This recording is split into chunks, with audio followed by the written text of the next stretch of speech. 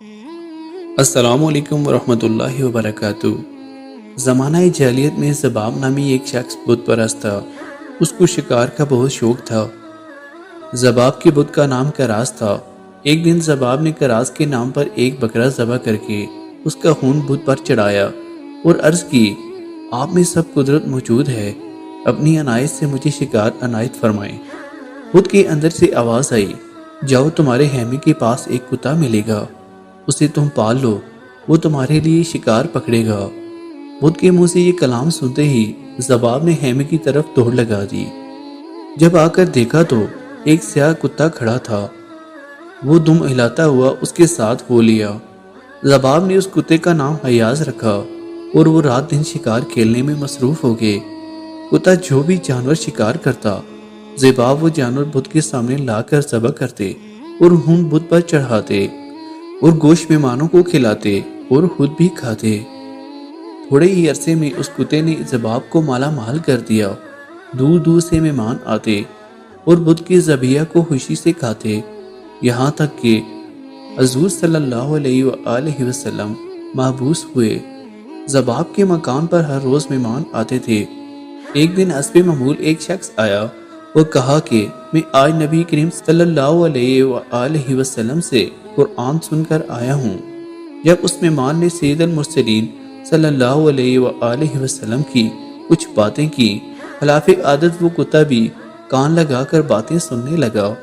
جب وہ شخص باتوں سے فارغ ہوا تو زباب نے کتے کو جنگل میں شکار کے لیے لے گیا اور نیل گائے اور متعدد جانور پر چھوڑا، لیکن کتے نے کسی کو نہ پکڑا بلکہ جانوروں کو پکڑ پکڑ کر چھوڑ دیتا۔ زباب بہت حیران ہوا، سوچ میں پڑ گیا کہ آج کتے کو کیا ہو گیا ہے۔ کتا تو خاموش تھا، مگر غیب سے ایک آواز آئی کہ اس کتے نے ایک بڑی بات کی خبر سن لی ہے، اگر تمہیں بھی معلوم ہو جائے تو تم بھی اسے معذول سمجھو گے۔ وہ کتے کو گھر لے آئے۔ راستے میں ایک دیو کی صورت کا انسان جنگلی گدھے پر سوار اور دوسرا شخص بھی اسی طرح سوار سامنے سے آتے ہوئے نظر آئے۔ ان کے پیچھے ایک حبشی غلام کے ہاتھ میں بڑے زبردست کالے کتے کی رسی پکڑے چلا آ رہا تھا۔ ان سواروں میں سے ایک نے میرے کتے کی طرف اشارہ کرتے ہوئے کہا کہ شکار کرنا چھوڑ دو، محمد رسول اللہ صلی اللہ علیہ وآلہ وسلم تشریف لائے ہیں۔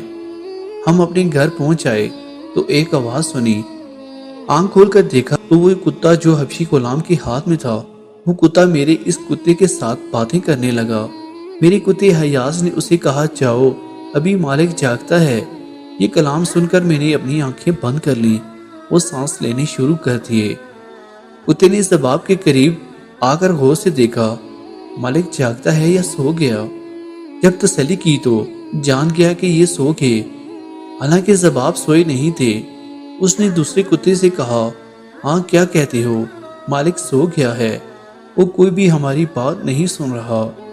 اس حبشی کے کتے نے کہا کہ وہ تو نے جو دو سوار دیکھے دونوں بڑے قوی سہیکل جن تھے، یہ وہ ہیں جو حضور اکرم صلی اللہ علیہ وآلہ وسلم سے قرآن مجید سن کر مسلمان ہو چکے ہیں، اور حضور صلی اللہ علیہ وآلہ وسلم نے اپنی طرف سے ان دونوں کو روئے زمین کے جنات اور شیاطین پر مسلط کر دیا ہے، جو بتوں کے اندر بولتے ہیں اور بتوں کے ذریعے سے لوگوں کو گمراہ کرتے ہیں۔ مجھے تو انہوں نے پکڑ کر خوب مارا اور طرح طرح کے عذاب میں مبتلا رکھا۔ وہ مجھ سے عہد لیا کہ آج کے بعد میں کسی بت کے اندر نہ جاؤں۔ اے حیاض، آج میں ہندوستان کے جزیروں میں جانے کا ارادہ کر چکا ہوں، تیرا کیا ارادہ ہے؟ حیاض کتے نے کہا، جو کہ وہ بھی دراصل ایک جن تھا، کہا جو آپ کی رضا میری بھی وہی رضا۔ یہ کہہ کر دونوں بھاگ نکلے اور ایسے گم ہوئے کہ واپس ان کا نام و نشان بھی نظر نہ آیا۔